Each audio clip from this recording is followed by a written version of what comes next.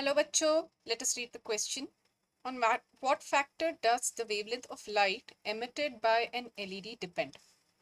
तो इस क्वेश्चन का की कॉन्सेप्ट है, the key concept in this question is light emitting diode,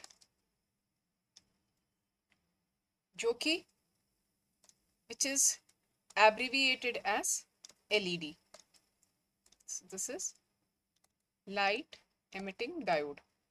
तो ये light emitting diode क्या होता है? So the LED is essentially the LEDs are diodes that produce light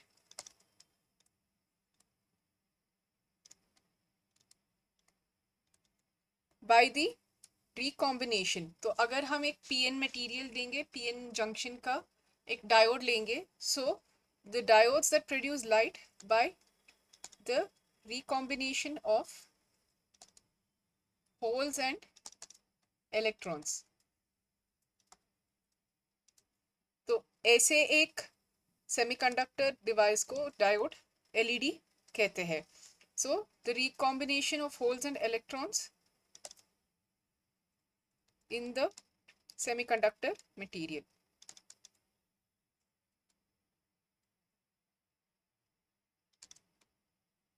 तो जो वेवलेंथ ऑफ लाइट एमिट होता है वो काफ़ी फैक्टर्स पे डिपेंड होते हैं.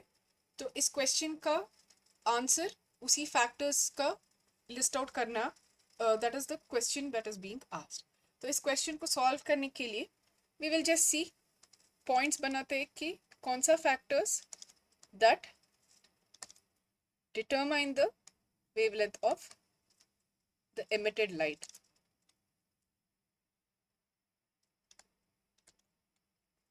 wavelength of the emitted light. So सबसे पहले what really matters is the band gap of the semiconductor.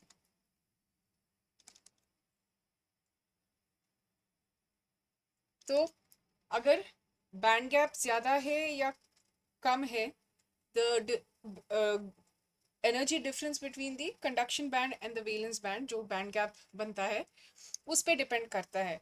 तो the energy required to cross this band gap, that will determine what is the wavelength of the emitted light.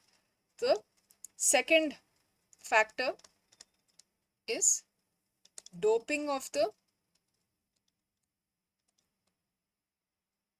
semiconductor and the material of the semiconductor.